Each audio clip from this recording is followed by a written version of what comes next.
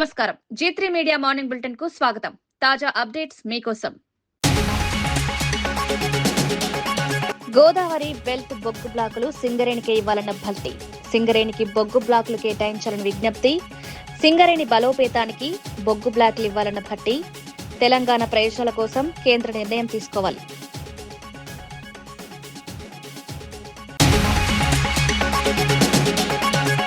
హాసంగ్ తయారీ క్లస్టర్ ను ఏపీలో ఏర్పాటు చేయాలని లోకేష్ విజ్ఞప్తి. హాసంగ్ ప్రతినిధులతో పెట్టుబడులపై చర్చ. ఏపీలో ఫుట్వేర్ తయారీ క్లస్టర్ కు ప్రతిపాదన. హాసంగ్ తో ఏపీ పెట్టుబడులపై కీలక సమావేశం.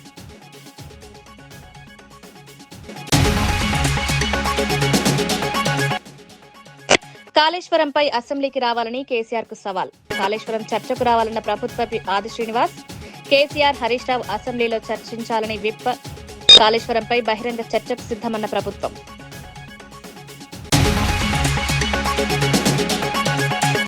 గల్లంతైన మత్స్యకారుల కుటుంబాలకు 10 లక్షల సాయం. బాధిత కుటుంబాలకు పరిహారం అందించిన మంత్రి కొల్లు రవీంద్ర. మత్స్యకారుల కుటుంబాలకు ప్రభుత్వం ఆర్థిక అండ.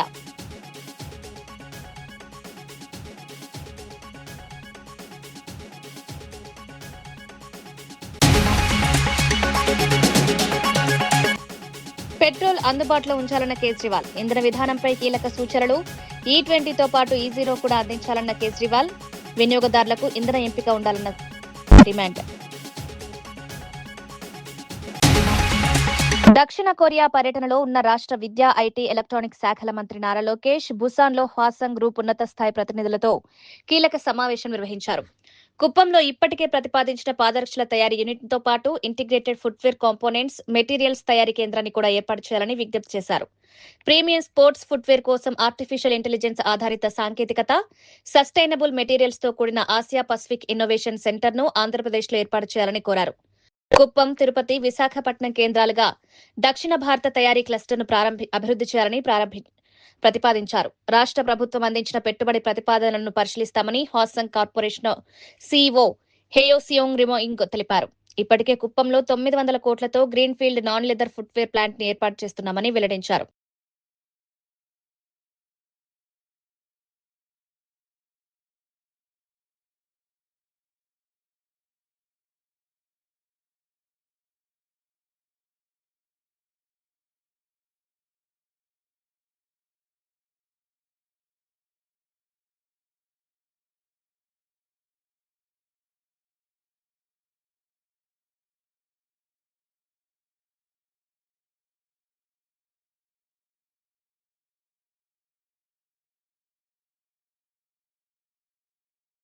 ప్రభుత్వ విప్ వేములవాడ ఎమ్మెల్యే ఆది శ్రీనివాస్ కాళేశ్వరం ప్రాజెక్టు అంశంపై బీఆర్ఎస్ నాయకత్వాన్ని విమర్శించారు. తెలంగాణను భారీ అప్పుల ఊబిలోకి నెట్టింది గత బీఆర్ఎస్ ప్రభుత్వమేనని ఆరోపించారు. ప్రాజెక్టు నిర్మాణం, నిర్వహణలో జరిగిన లోపాలను పక్కనబెట్టి ఇప్పుడు ప్రజలను తప్పుదోవ పట్టించే ప్రయత్నం చేస్తున్నారన్నారు. జాతీయ డ్యాం భద్రతా సంస్థ సూచనలను పట్టించుకోకుండా కన్నెపల్లి పంప్ హౌస్ ను వెంటనే ప్రారంభించాలని డిమాండ్ చేయడం బాధ్యతారాహిత్యమని వ్యాఖ్యానించారు. కాళేశ్వరం అంశంపై ముఖ్యమంత్రి రేవంత్ రెడ్డి అసెంబ్లీలో బహిరంగ చర్చకు ఆహ్వానించినప్పటికీ ప్రతిపక్షం స్పందించడం లేదని తెలిపారు. ప్రజలకు వాస్తవాలు తెలియాలంటే కేసీఆర్, హరీష్ రావు శాసనసభకొచ్చి చర్చలో పాల్గొనాలని సవాల్ విసిరారు. కాళేశ్వరం ప్రాజెక్టుకు సంబంధించిన అన్ని అంశాలను ప్రభుత్వం ప్రజల ముందుంచేందుకు సిద్ధంగా ఉందని ఆది శ్రీనివాస్ స్పష్టం చేశారు. స్వయంగా మీ మామ చూసి రెండో విడత మంత్రివర్గంలో నీకు ఏ శాఖను కూడా మంత్రికి ఇవ్వకుండా పక్కన కూర్చుండబెట్టి నిజం కదా అంటున్నా. మైనర్ ఇరిగేషన్లో నీ వైఫల్యము, పనికిరావు, అక్రమ వసూళ్ళకే పరిమితమైన అని చెప్పారు కదా, నేను పక్కన పెట్టింది. మళ్ళీ ఈరోజు నీకు మైనర్ ఇరిగేషన్ ఎందుకు ఇవ్వాలో ఒకసారి ప్రజలకు సమానం చెప్పు అంటున్నాం. అంతెందుకు నిన్నటి రోజు మా ముఖ్యమంత్రి గౌరవ శ్రీ రేవంత్ రెడ్డి గారు అన్న మాటలు మీకు వినబడలేదా? 3 నెలలు ఎందుకు, వారం రోజులు దారిన మీకు ఏంటారు? అంతెందుకు ఏకంగా సభనే పెడదాం, కేసీఆర్ గారు ప్రతిపక్ష నేతగా అసెంబ్లీకి రమ్మని సూచనలు సలహాలు ఇవ్వమని, ఒకవేళ ఆ బ్యారేజ్ ఉపయోగంలోకి వస్తాయంటే వారం రోజులు 3 నెలల తర్వాత 3 ఏళ్ళు మీకే ఇస్తామని చెప్పన్నాడు కదా కేసీఆర్ గారు ముందు పెట్టి. ఆ కిటికీ చెప్పంటున్నాం కదా, రాజకీయంగా మాట్లాడడం కాదు. కన్నెపల్లి పంప్ హౌస్ నుంచి నీటిని అన్నారంకు వదిలేయడంతో సమస్య పరిష్కారం అవుతుందని చెప్పని మీరు అనుకుంటున్నారు. దాని ద్వారా ఉత్పన్నమైనటువంటి పరిస్థితిని నిన్నటి రోజు మేము విపులీకరించి చెప్పినాం. నేషనల్ డ్యామ్ సేఫ్టీ అధికారులు మీ ప్రభుత్వం అధికారంలోనే కాళేశ్వరం కుంగిపోయినప్పుడు, కూలిపోయినప్పుడు ఏదైతే మీ హయాంలో కూలిపోయినటువంటి సుమారు 6-7 ప్రాంతాల్లో పియర్లు ఏవైతే కూలిపోయినాయో ఆ రోజు ఎన్డీసీ ఏం చెప్పింది, మీరు ఇక్కడ నీరును ఆపినట్టయితే బ్యారేజ్ ప్రమాదకర కూడా కింద ఊలు కొట్టకపోతే మీరు వెంటనే గేట్లు విడిచిపెట్టమని చెప్పండి. ఆ మాట వాస్తవం కాదు అంటున్నా. మీ హయాంలో కుంగిపోయింది, మీ హయాంలో కూలిపోయింది ఎన్డీసీ అద్దట్టునే కదా. ఈరోజు కన్నెపల్లి పంప్ హౌస్ నుంచి ఒకవేళ నీరును ఎత్తిపోస్తే అన్నారం నుంచి మరి సుందిలకు ఎత్తిపోసి అక్కడి నుంచి ఎల్లంపల్లి తీసుకురావడం చెప్పనేటువంటిది మీ ఆలోచన. కానీ 3 బ్యారేజ్ ప్రమాదకరంగా ఉన్నాయని చెప్పని ఎన్డీఎస్సీ చెప్పి నీటిని ఆపకండి చెప్పినప్పుడు ఇప్పుడు ఒకవేళ కన్నెపల్లి పంప్ నుంచి మోటార్లు ఆన్ చేయాలంటే మేడిగడ్డ దగ్గర నీళ్ళు ఉండాలి, అన్నారం దగ్గర నీళ్ళు ఉండాలి, సుందిల దగ్గర ఉండాలి. నేను అనుకుంటా లెక్క ప్రకారం ఒక దగ్గర 8 మీటర్ల నీటి నిల్వ సామర్థ్యం పెంచి ఉంచాలి, ఒక దగ్గర 10 మీటర్ల నీటి నిల్వ సామర్థ్యం ఉంచాలి, ఒక దగ్గర 5 మీటర్ల నీటి నిల్వ సామర్థ్యం ఉంచాలి. అప్పుడే ఒక పంప్ హౌస్ నుంచి మరో పంప్ హౌస్కు ఈ విధంగా మేడిగడ్డ నుంచి అన్నారు సుంది నుంచి ఎల్లంపల్లి వరకు మనం నీటిని తీసుకుపోయే పరిస్థితి ఉంటుంది. ఈ లోపల ఈ నీటి నిల్వ ఉంచినప్పుడు ఈ బ్యారేజ్లకి ఏమైనా అయితే కింది ఉన్నటువంటి గ్రామాలు కొట్టుకుపోతే ఎన్డీఎస్ఏ చెప్పిన తర్వాత ఏ విధంగా ముందుకు పోవాలి హరీష్ రావు ఒకసారి చెప్పండి, కేటీఆర్ ఒకసారి చెప్పండి.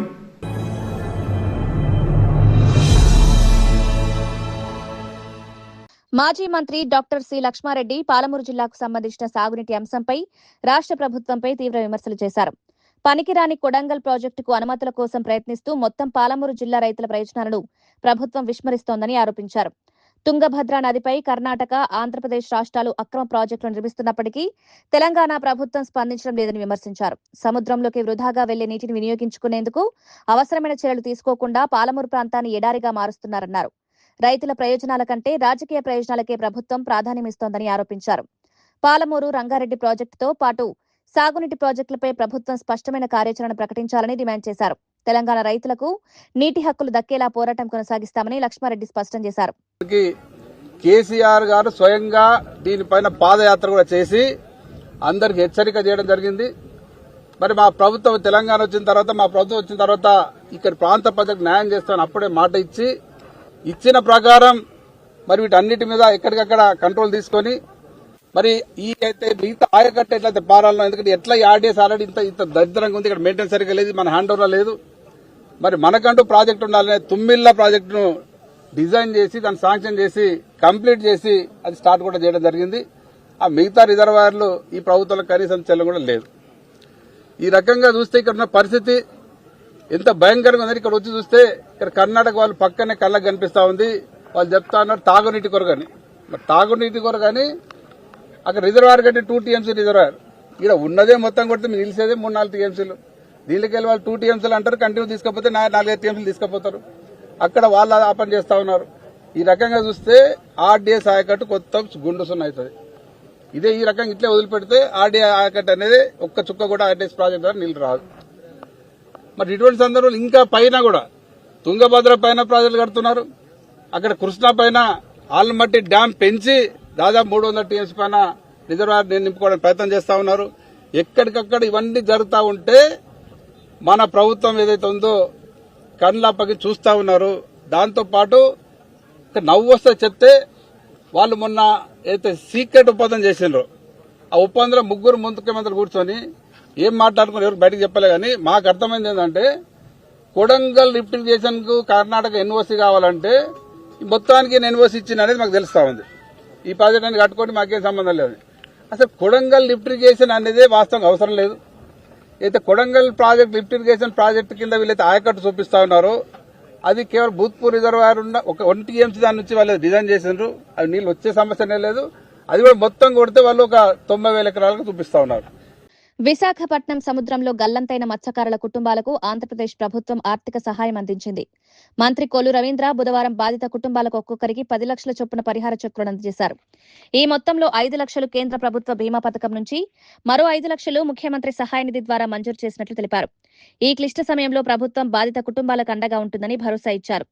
గల్లంతైన మత్స్యకారుల కోసం గాలింపు చర్యలు కొనసాగుతున్నాయని, అన్ని ప్రభుత్వ సంస్థలు సమన్వయంతో పనిచేస్తున్నాయని వెల్లడించారు. కుటుంబాల సంక్షేమానికి అవసరమైన ప్రతి సహాయాన్ని ప్రభుత్వం అందిస్తుందని హామీ ఇచ్చారు. మత్స్యకారుల భద్రత కోసం మరిన్ని చర్యలు తీసుకుంటామని, సముద్రంలో చేపల వేటకు వెళ్లే వారికి అవగాహన కార్యక్రమాలు నిర్వహిస్తామని తెలిపారు. తర్వాత రోజు చిన్న అనే అతను ఒక కమర్షియల్ బోటుకి అతను దగ్గరికి వెళ్ళడం, వాళ్ళు అతన్ని రక్షించడం జరిగింది. ప్రభుత్వానికి సమాచారం వచ్చిన వెంటనే కోస్ట్ గార్డ్ని అలర్ట్ చేశారు. కొన్ని బోట్స్ పెట్టి కూడా గాలించడం జరిగింది. అన్ని రకాలైనటువంటి రెస్క్యూ తీసుకోవడం జరిగింది. కానీ ఈరోజు వరకు కూడా వాళ్ళ ఆచూకీ కనపడలేదు. ఆ చిన్న ఇచ్చినటువంటి సమాచారం ప్రకారం అక్కడ వాళ్ళందరూ కూడా ప్రమాదంలో చనిపోయి ఉంటారని చెప్పి భావించి, అలాగే కోస్ట్ గార్డ్ వాళ్ళు సెర్చింగ్లో మాకు ఎక్కడ కూడా ట్రేస్ కాలేదని చెప్పి కోస్ట్ గార్డ్ కూడా ఇచ్చినటువంటి రిపోర్ట్ను ఆధారం చేసుకుని 72 గంటల తర్వాత ఆ కుటుంబాలకి, ఎవరైతే 7గురిలో ఒక అతను సేవ్ అయ్యాడు కాబట్టి మిగతా ఆరుగురికి ఈరోజు గౌరవ ముఖ్యమంత్రి చంద్రబాబు నాయుడు గారు ఇచ్చినటువంటి ఆదేశాలతో ఆ కుటుంబాలకి ఫిషరీస్ డిపార్ట్మెంట్ నుంచి ఒక 5 లక్షలు, సీఎం రిలీఫ్ ఫండ్ నుంచి ఒక 5 లక్షలు కలిపి 10 లక్షల రూపాయలు చెక్ వారికి అందించడం జరిగింది. మిగతాయి కూడా ఏదైతే బోటు నష్టపోయి ఉన్నారు కాబట్టి బోటు కానీ మిగతా ఆ కుటుంబాలను ఏ రకంగా మనం ఆదుకోవాలనే దానికోసం ప్రభుత్వ పరంగా వాళ్ళ పిల్లల చదువుల విషయంలో కానీ వాళ్ళకి ఏ రకంగా మనం హెల్ప్ చేయొచ్చో అన్నీ కూడా ఏర్పాటు చేయడానికి అన్ని చర్యలు కూడా తీసుకోవడం కూడా జరుగుతుంది. అయితే ఇవాళ గతంలో ఎప్పుడు ఇవ్వని విధంగా 10 లక్షల రూపాయలు ఇచ్చినందుకు గౌరవ ముఖ్యమంత్రి చంద్రబాబు నాయుడు గారికి ప్రత్యేకంగా ధన్యవాదాలు తెలియజేస్తా ఉన్నాం. ఎందుకంటే గతంలో ఇక్కడ హుద్హుద్ వచ్చినప్పుడు కూడా ఆ రోజులు బోట్లు మునిగిపోతే 6 లక్షల రూపాయలు చెప్పిన ఫస్ట్ టైం భారతదేశంలోనే ఫస్ట్ టైం ఆంధ్ర రాష్ట్రంలో ఆ నష్టపరిహారం ఇచ్చినటువంటి ఘనత కూడా ఆనాడు చంద్రబాబు నాయుడు గారు. మరి ఈరోజు కూడా చూస్తే 5 లక్షల రూపాయలు ఉండేది గతంలో. లాస్ట్ గవర్నమెంట్లో దగ్గర ఒక 80 కేసెస్ పెండింగ్ ఉంది సార్. పెండింగ్ 63 కేసులు లాస్ట్ గవర్నమెంట్లో పెండింగ్ ఉన్నాయి. ఒక్క పైసా కూడా ఇవ్వాలి 5 సంవత్సరాల్లో.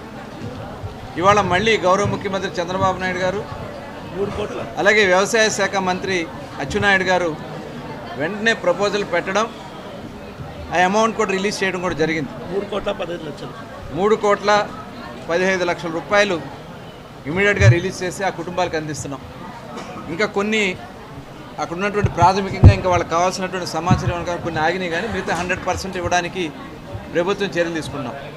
అయితే ఇవాళ గతంలో ఏ రాష్ట్రం కూడా ఇవ్వని విధంగా ఇలా బోటు ప్రమాదం జరిగినప్పుడు ఏ రాష్ట్రం కూడా ఇంత పెద్ద ఎత్తున ఇచ్చిన పరిస్థితి లేదు. 10 లక్షల రూపాయలు చొప్పున ఇవాళ అందించడం అనేది గౌరవ ముఖ్యమంత్రి గారు ప్రత్యేకంగా ధన్యవాదాలు తెలియజేస్తామని మరొకసారి. అదే కాదు, గతంలో బ్యాన్ పీరియడ్ డబ్బులు ఇచ్చిన, గతంలో బ్యాన్ పీరియడ్ అంటే వేట నిషేధ సమయానికి కేవలం బియ్యం ఇచ్చేవాళ్ళు. కానీ 2014 నుంచి 4,000 రూపాయల చొప్పున స్టార్ట్ చేసి ఈరోజు 20,000 రూపాయల చొప్పున బ్యాన్ పీరియడ్ డబ్బులు ఇస్తున్నాం.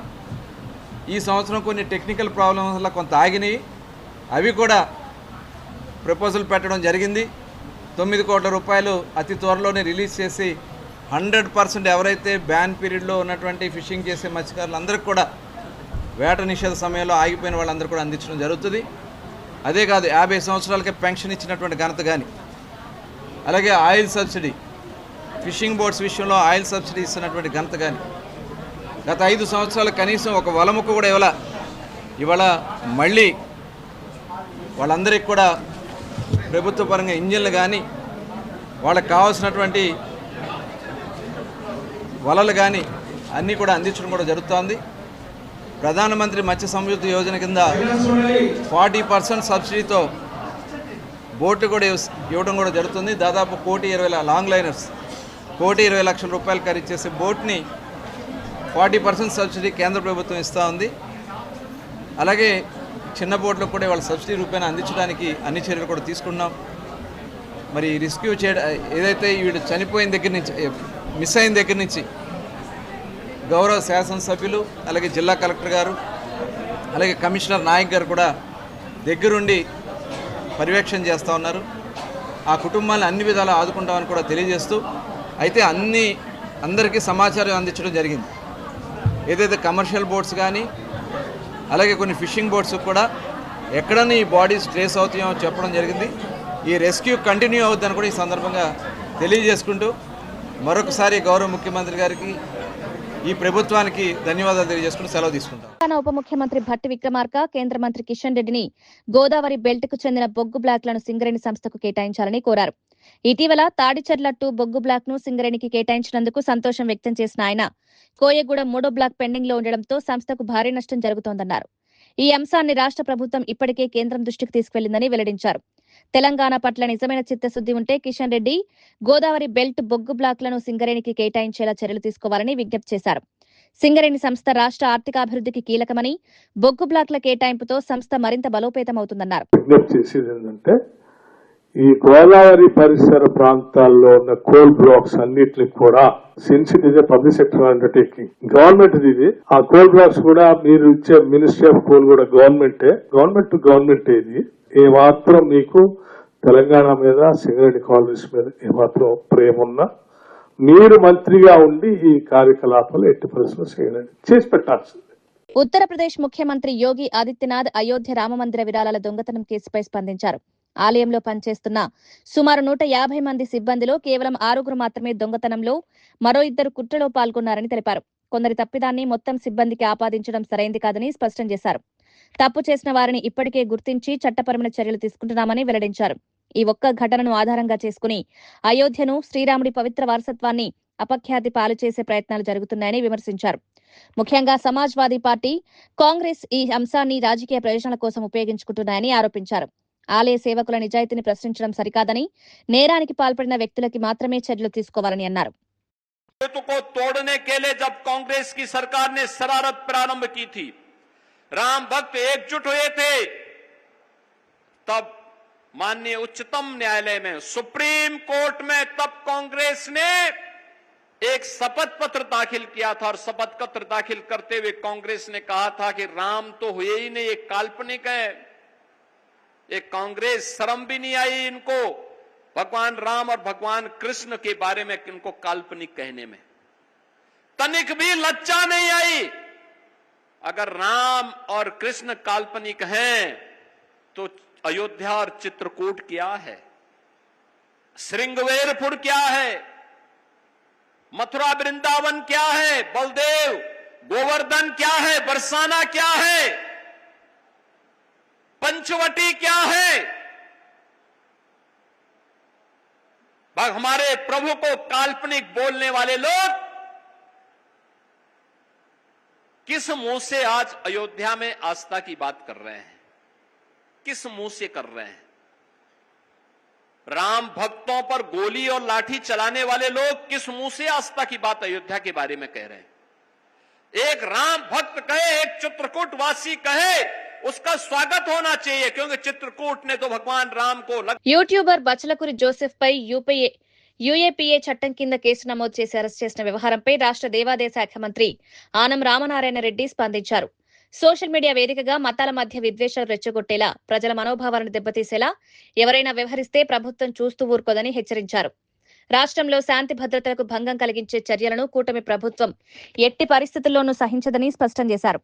చట్టాన్ని అతిక్రమించే వారిపై చట్టం తన పని తాను చేసుకుంటుందని పేర్కొన్నారు. సమాజంలో శాంతి సామరస్యం కాపాడమే ప్రభుత్వ ప్రధాన బాధ్యత అని తెలిపారు. మతాల పేరుతో ప్రజలను రెచ్చగొట్టే ప్రయత్నాలు చేసే వారిపై కఠిన చర్యలు కొనసాగుతాయని స్పష్టం చేశారు. సామాజిక మాధ్యమాలను బాధ్యతాయుతంగా వినియోగించాలని, విద్వేషాలను ప్రేరేపించే వ్యాఖ్యలకు దూరంగా ఉండాలని ప్రజలకు సూచించారు. ఇది 2022లో జరిగిందనే సమాచారం నాకు వచ్చింది. నాకు 2 రోజుల క్రితమే ఒక యంగ్స్టర్, అతను కూడా మరి అతను నాకు తెలియదు, అతను ఒక చిన్న గ్రామంలో, కుగ్రామంలో శివాలయం ఉంటే అందులో దీపం పెట్టి అందరూ పూజ చేసుకుంటుంటే ఇతని స్నేహితులతో పోయి ఆ దీపం కాంతిలో నుంచి వచ్చే దాంట్లో సిగరెట్ వెలిగించుకొని శివుడికి దండం పెట్టుకొని ఓం నమ శివాయ అని ఎకిలి నవ్వులతో అతను బయటికి రావడం చూసాం. వెంటనే ఇది ఆదోని ప్రాంతంలో జరిగిందని కూడా మాకు రిపోర్ట్స్ వచ్చాయి. వెంటనే మా అధికారులకి, జిల్లా కలెక్టర్కి, ఎస్పీకి కూడా ఆదేశాలు ఇచ్చి వెంటనే కేసు బుక్ చేసి అతని మీద ఏ విధంగా మనం చర్యలు తీసుకోవాలో ఆ విధంగా తీసుకోండి అని కూడా చెప్పాం. సార్, అపోజిషన్ ప్రశ్నించే వారిని అక్రమ కేసులు పెడుతున్నారు, అలాంటి చట్టాన్ని మిస్యూజ్ చేస్తున్నారు. అపోజిషన్ మీద కేసులు పెట్టాల్సిన అవసరం మాకేముంటుందండి? ఈ దేశాన్ని విచ్ఛిన్నం చేయాలనే ప్రతిపక్షాన్ని కూడా వదిలిపెట్టేయాలన్నారు. భారత రాజ్యాంగం అదేమన్నా ఇచ్చింది హక్కు వాళ్ళకి? ఇవాళ రావణ్ జోసెఫ్ మాట్లాడినటువంటి మాటలు ఏంటి? హిందూ మత విధ్వంసానికి దారితీసేవి కావా? హిందూ మత పీఠాధిపతుల్ని, మఠాధిపతుల్ని, శాస్త్రాలు చెప్పేటువంటి పండితుల్ని ఇవాళ అవమానకరంగా వాళ్ళు మాట్లాడితే అది ప్రతిపక్షాలు నోరు మూయించడమా? తప్పది. మీరు మాట్లాడకూడదు, మాట్లాడారు. వీళ్ళు సమర్థించకూడదు, సమర్థించారు. కాబట్టి ఇద్దరూ దేశద్రోహులే. ఈ దేశద్రోహుల్ని ఖచ్చితంగా శిక్షించే తీరాలి అనేది మా అభిప్రాయం. మా యొక్క ఆలోచన కూడా అదే. మేము ప్రభుత్వాలని, ఇటు భారత ప్రభుత్వాన్ని, రాష్ట్ర ప్రభుత్వాన్ని కోరేది కూడా అదే. మార్కాపురం జిల్లా ఎస్పీ హర్షవర్ధన్ రాజ్ ఆదేశాల మేరకు స్కూల్, కాలేజ్ బస్సులపై పోలీసులు, రవాణా శాఖ అధికారులు సంయుక్తంగా ప్రత్యేక తనిఖీలు నిర్వహించారు. సిఐ అల్తాఫ్ హుస్సేన్ పర్యవేక్షణలో బస్సుల fitness, registration, insurance, driving licence తదితర పత్రాలను పరిశీలించారు. విద్యార్థుల భద్రతకు అత్యంత ప్రాధాన్యం ఇవ్వాలని యాజమాన్యాలకు సూచించారు. బస్సుల్లో ఓవర్లోడింగ్, అతివేగం పూర్తిగా నివారించాలని హెచ్చరించారు. విధి నిర్వహణ సమయంలో డ్రైవర్లు సెల్ ఫోన్ వినియోగించకూడదని స్పష్టం చేశారు. ప్రతి విద్యా సంస్థ బస్సుకు తప్పనిసరిగా జీపీఎస్ ట్రాకింగ్ వ్యవస్థ ఏర్పాటు చేయాలని సూచించారు. మద్యం, గుట్కా, సిగరెట్ వంటి వ్యసనాలున్న డ్రైవర్లను విధుల్లోకి అనుమతించవద్దని హెచ్చరించారు. అగ్నిమాపక పరికరాల వినియోగం, అత్యవసర ద్వారాల ఉపయోగంపై డ్రైవర్లకు శిక్షణనివ్వాలని తెలిపారు. చెప్పాము. అన్ని బస్సులు ఆల్మోస్ట్ సక్రమంగానే ఉన్నాయి. కండిషన్స్, లైసెన్సులు, బండి కండిషన్స్, ఇంకా చిన్న చిన్న వాటిలో జాగ్రత్తలు తీసుకోవడానికి మేము తెలియజేశాము. మన ఆర్టీఓ గారి భాగస్వామ్యంతో తప్పకుండా ఈ చిన్న చిన్న ల్యాప్సెస్ని ఓవర్కమ్ చేసేసి మంచి ప్రమాణాలతో విద్యార్థుల్ని వాళ్ళ గమ్యస్థానాలు చేర్చడానికి మేము ప్రయత్నిస్తాము. వాళ్ళకు డ్రైవర్స్ కూడా మనం చాలా సూచనలు చేశాము. వాటన్నిటిని పాటించే యాజమాన్యాలు కూడా వాళ్ళకు సహకరించి తప్పకుండా ఈ విద్యా సంస్థలో ఎటువంటి ప్రమాదం, చిన్న ప్రమాదం కూడా జరగకుండా అందరూ బాధ్యత తీసుకుని చేస్తారని ఆశిస్తున్నాం. ఎస్పీ గారి ఆదేశాల మేరకు పోలీస్ డిపార్ట్మెంటు, ట్రాన్స్పోర్ట్ డిపార్ట్మెంట్, మా డిటిఓ గారు ఆదేశాల మేరకు స్కూల్ బస్సులు మొత్తం కూడా అన్ని గ్రౌండ్ పిలిపించి మొత్తం చెక్ చేయడం జరిగింది. ఆ లోటుపాట్లు ఏదైనా ఉన్నాయని చెప్పేసి మొత్తం చెక్ చేయడం. ఎలాంటి ప్రాబ్లం హైదరాబాద్ లోని మెహదీపట్నం పోలీస్ స్టేషన్ పరిధిలో జరిగిన ఇంటి చోరీ కేసును పోలీసులు వేగంగా ఛేదించారు. పరిచయాన్ని ఆసరాగా చేసుకుని ఇంట్లో చోరీకి పాల్పడిన నిందితుని అరెస్ట్ చేశారు. అతడి వద్ద నుంచి సుమారు 10 లక్షల విలువైన 157.8 గ్రాముల బంగారు ఆభరణాలు, ఒక యాక్టివా ద్విచక్ర వాహనం, 12,000 రూపాయల నగదును స్వాధీనం చేసుకున్నారు. సాంకేతికత ఆధారాలు, సీసీటీవీ ఫుటేజ్, ప్రత్యేక దర్యాప్తు బృందాల సహకారంతో నిందితుడిని గుర్తించినట్లు పోలీసులు తెలిపారు. చోరీకి గురైన బంగారు ఆభరణాలను బాధితులకు అప్పగించే ప్రక్రియ చేపడుతున్నట్లు వెల్లడించారు. పరిచయం ఉన్న వ్యక్తులను కూడా పూర్తిగా నమ్మి ఇంటి వివరాలు చెప్పరాదని ప్రజలకు సూచించారు. అనుమానాస్పద వ్యక్తులు కనిపిస్తే వెంటనే సమాచారం ఇవ్వాలని కోరారు. ఎఫ్ఐఆర్ రిజిస్టర్ చేసి ఇన్వెస్టిగేషన్ స్టార్ట్ చేయడం అయింది. ఫిర్యాదుదారు చెప్పిన వివరాల ప్రకారం వాళ్ళకి ఇంట్లో డిఫరెంట్ వ్యక్తులు వస్తూ పోతూ ఉంటారు కాబట్టి ఆవిడ ఆఫీస్కి పోయేటప్పుడు మెయిన్ డోర్ తాళం వేసుకుని ఆ తాళంని బయట ఉన్న షూ ర్యాక్లో పెట్టడం వాళ్ళకి అలవాటు ఉంది. వాళ్ళ ఫ్యామిలీ మెంబర్స్ అందరికీ తాళం బ్రేక్ చేసినట్టు ఏం లేదు. ఇంట్లో ఉన్న బీరువాలో ఉన్న గోల్డ్ ఆర్నమెంట్స్ పోయినాయి. ఆ తర్వాత ఆవిడ నెల క్రితం చూసుకుంది. యాక్చువల్గా గోల్డ్ ఆర్నమెంట్స్ 1 మంత్ క్రితం చూస్తుంది. 1 మంత్ తర్వాత చూసుకుంటే ఆర్నమెంట్స్లో ఎప్పుడు పోయిన సంగతి కూడా తెలియదు. ఎఫ్ఐఆర్ రిజిస్టర్ చేసుకుని ఇన్వెస్టిగేషన్ స్టార్ట్ చేస్తే మా డిఐ రాంబాబు, ఇన్స్పెక్టర్ మల్లేష్ ఆధ్వర్యంలో క్రైమ్ టీమ్ ఇన్వెస్టిగేషన్ స్టార్ట్ చేస్తే ఆ తర్వాత తెలిసింది మాకు ఒక సస్పెక్ట్ శశిధర్, బిఆర్ శశిధర్ అని చెప్పేసి 28 ఇయర్స్. ఈయన ఉబర్ బైక్ డ్రైవరు. ఈయన ఉండటం న్యూ బోయిన్పల్లిలో ఉంటాడు. ఇతను యాక్చువల్లీ ఈ ఫిర్యాదుదారు వాళ్ళ అన్న కూతురు ఒక అమ్మాయి ఉంది. ఆ అమ్మాయికి ఫ్రెండ్. ఆ ఫ్రెండ్ స్థితిలో వీళ్ళ ఇంటికి రావటం పోవటం, ఈ ఫిర్యాదుదారుతో కూడా కొంత ఇతనికి అక్వైంటెన్స్ ఉంది. తర్వాత ఇతను గమనించినట్టు తెలిసింది. ఈ తాళం చేతులు బయట పెట్టుకుని పోయే అలవాటు ఇతనికి తెలిసి ఇతను దొంగతనం చేసిన అనుమానంతో మేము వెరిఫై చేసి ఈయన కొద్ది రోజుల పాటు మిస్సింగ్లో ఉన్నాడు, మాకు కనిపించకుండా పోయిండు. తర్వాత మేము మా ప్రయత్నాలు చేసేసి అతను బయట టూర్లు తిరుగుతున్నట్టు కూడా తెలిసింది. గోవా పోయి రావడం జరిగిందని తెలిసింది. ఆ తర్వాత నిన్న ఈయనని నమ్మదగిన సమాచారం మేరకు నేను అరౌండ్ 2 PM టైంలో మా క్రైమ్ టీం ఇతన్ని పట్టుకోవడం జరిగింది. సభా హోటల్ దగ్గర పట్టుకొని ఇంట్రాగేట్ చేస్తే అతను నేరాన్ని ఒప్పుకున్నాడు. వాళ్ళ ఇంటితో ఉన్న సాన్నిహిత్యంతో, ఇంటి మనుషులతోటి ఆవిడ తాళం చేయి బయట పెట్టిపోవడం ఇతనికి తెలుసు. ఇతను ఒకరోజు ఎవరు లేని సమయంలో వచ్చేసి 29వ తారీఖు పోయిన మే నెల 29వ తారీఖు నాడు ఉన్న తాళంతో మెయిన్ డోర్ తాళాలు తీయటం, లోపలికి వెళ్ళిన తర్వాత మళ్ళీ బీరువా కీస్ అవైలబుల్ ఉన్నాయి కాబట్టి అవి వాటితో ఓపెన్ చేసి ఆ ఇంట్లో ఉన్న బంగారు నగలన్నీ కూడా తీసుకొని దొంగతనం చేసుకొని పోయినాడు. పోయి వాటిని కొంతమంది ఆమ్ ఆద్మీ పార్టీ జాతీయ కన్వీనర్ అరవింద్ కేజ్రీవాల్ దేశంలో ఇంధన విధానంపై కీలక సూచనలు చేశారు. ప్రస్తుతం అమలు చేస్తున్న E20 ఇంధనం ప్రతి వాహనానికి అనుకూలంగా లేదని పేర్కొన్నారు. దేశంలో ఉన్న సుమారు 22 కోట్ల మోటార్ సైకిళ్లు, 8 కోట్ల కార్లు E20 ఇంధనానికి పూర్తిగా అనుకూలంగా లేవని తెలిపారు. ప్రభుత్వం బలవంతంగా E20 అమలు చేస్తే కోట్లాది వాహనాలు క్రమంగా పనికిరాని పరిస్థితికి చేరే ప్రమాదం ఉందని హెచ్చరించారు. అందుకే దేశవ్యాప్తంగా ప్రతి పెట్రోల్ బంక్ లో E10, E20, E0 3 రకాల పెట్రోల్ అందుబాటులో ఉంచాలని కేంద్ర ప్రభుత్వాన్ని కోరారు. వినియోగదారులకు తమ వాహనానికి అనుగుణంగా ఇంధనం ఎంపిక చేసుకునే అవకాశం కల్పించాలని సూచించారు. ప్రజలపై అదనపు భారం పడకుండా ఇంధన విధానాలు రూపొందించాలన్నారు. E0 भी मिलना चाहिए, E10 भी मिलना चाहिए, E20 भी मिलना चाहिए. अलग अलग दाम रख दो, जिसके जो समझ में आए, जिसकी जेब जो अलाउ करे, जिसका जो विचार बने, जिसकी जो बुद्धि अलाउ करे, वो खरीद ले. పోలీస్ గేమ్స్ మీట్ కార్యక్రమంలో పాల్గొన్న ప్రముఖ సినీ నటుడు నవీన్ పొలిశెట్టి తన చమత్కార వ్యాఖ్యలతో అందరినీ ఆకట్టుకున్నారు. త్వరలో తాను పోలీస్ పాత్రలో నటించబోతున్నానని ప్రకటించిన ఆయన మల్కాజ్గిరి పోలీస్ కమిషనర్ సుమతితో కలిసి నటించాలని ఉందని సరదాగా వ్యాఖ్యానించారు. మహిళల భద్రత కోసం అండర్ కవర్ ఆపరేషన్ నిర్వహించిన సిపి సుమతి పనితీరును ప్రత్యేకంగా అభినందించారు. ఆమె నటన కూడా అద్భుతంగా ఉందని చెప్తూ తమ సినిమాలో ఒక పాత్ర చేయాలని ఆహ్వానించారు.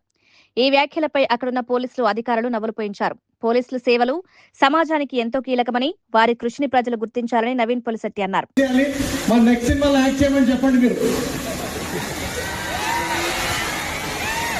నేను సుమతి మేడం కలిసి ఏజెంట్ సాయి శ్రీనివాస్ ఆత్రేయ సీక్వెల్ లో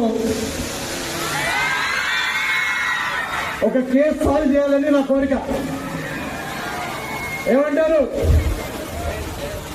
థ్యాంక్ యూ సో మచ్. చాలా మందికి తెలియని విషయం ఏంటంటే నెక్స్ట్ ఇయర్ రాబోయే సినిమాల్లో మొట్టమొదటిసారి నా కెరియర్ లో నేను ఒక పోలీస్ ఆఫీసర్ రోల్ కూడా చేయబోతున్నాను. సో సజ్జనార్ సార్, నాకు ఒకసారి గన్ పట్టుకోవడం నేర్పించాలి. మీరు మీకు టైం ఉన్నప్పుడు ట్రైనింగ్ వస్తాను మీ దగ్గరికి. గన్ను పట్టుకుని అంతా ఫేక్ బుల్లెట్స్ మా షూటింగ్లో అంతా. మాకు రియల్ గన్స్ ఎత్తడం కూడా రాదు sir. Thank you so much. మన డీసీపీ రాహుల్ గారు, నేను నిన్ననే మాట్లాడుకుంటున్నాము. ఫస్ట్ టైం కలిసాను, చైల్డ్హుడ్ ఫ్రెండ్స్ మేము. అండ్ ఆయన అంటున్నారు చూడంగానే, నవీన్ ఆర్మీ బాడీ ఇది పోలీస్ ఎందుకు జాయిన్ అవ్వలేదు. Thank you so much Rahul గారు. ఆయన అనలేదు. అమెరికా, ఇరాన్ మధ్య మరోసారి ఉద్రిక్త పరిస్థితులు నెలకొనడం అంతర్జాతీయంగా ఆందోళన కలిగిస్తోంది. ఇటీవల శాంతి ఒప్పందం తర్వాత పరిస్థితులు సాధారణ స్థితికి వస్తాయనుకున్న సమయంలో మళ్లీ ఇరు దేశాల మధ్య ఉద్రిక్తతలు, దాడులు చోటు చేసుకోవడం ప్రపంచ దృష్టిని ఆకర్షిస్తోంది. కాల్పుల విరమణ ఒప్పందం ముగిసిందని అమెరికా అధ్యక్షుడు డొనాల్డ్ ట్రంప్ ప్రకటించడంతో పరిస్థితి మరింత ఉద్రిక్తంగా మారింది. ఇరాన్ నాయకత్వంపై తీవ్ర విమర్శలు చేస్తూ వారిని అబద్దాలు చెప్పే నాయకులుగా ట్రంప్ అభివర్ణించారు. ఈ పరిణామాల నేపథ్యంలో పశ్చిమాసియా ప్రాంతంలో భద్రతా పరిస్థితులపై ఆందోళన వ్యక్తమవుతున్నాయి. మరోసారి సైనిక ఉద్రిక్తతలు పెరిగితే ప్రపంచ ఆర్థిక వ్యవస్థ, చమురు ధరలు, అంతర్జాతీయ వాణిజ్యంపై ప్రభావం పడే అవకాశం ఉందని విశ్లేషకులు అభిప్రాయపడుతున్నారు.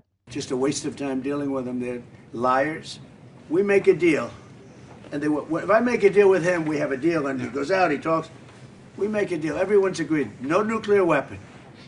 We make a deal. They go outside, talk to the press. They say, we never even talked about it. There's something wrong with them. They're cuckoo.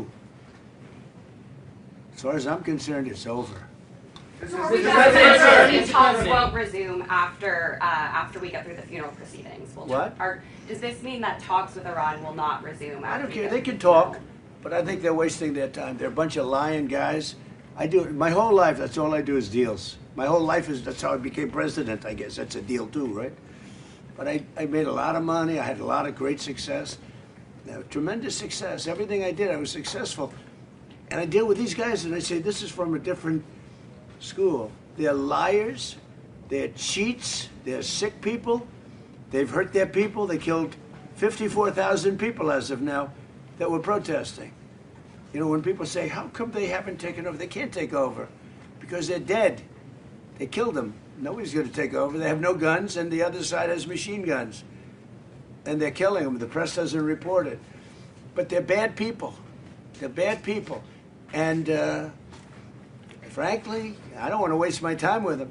Now, I'll let our wonderful negotiators keep talking if they want, but I don't see it.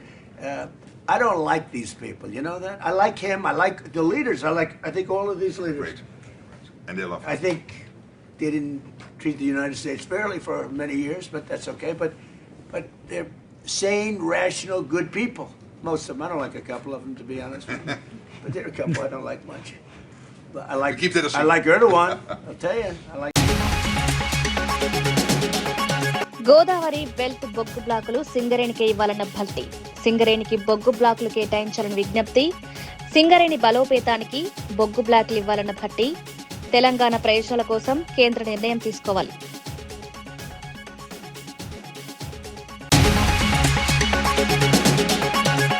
హాసంగ్ తయారీ క్లస్టర్ను ఏపీలో ఏర్పాటు చేయాలని లోకేష్ విజ్ఞప్తి. హాసంగ్ ప్రతినిధులతో పెట్టుబడులపై చర్చ. ఏపీలో footwear తయారీ క్లస్టర్కు ప్రతిపాదన. హాసంగ్ తో ఏపీ పెట్టుబడులపై కీలక సమావేశం.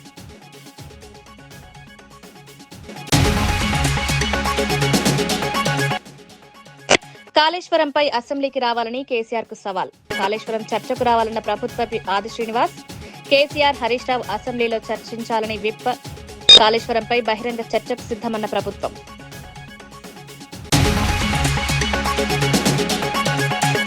గల్లంతైన మత్స్యకారుల కుటుంబాలకు 10 లక్షల సాయం. బాధిత కుటుంబాలకు పరిహారం అందించిన మంత్రి కొల్లు రవీంద్ర. మత్స్యకారుల కుటుంబాలకు ప్రభుత్వం ఆర్థిక అండ.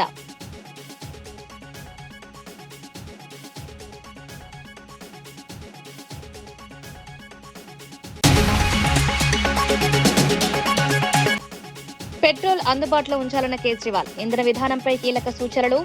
E20తో పాటు E0 కూడా అందించాలన్న కేజ్రీవాల్.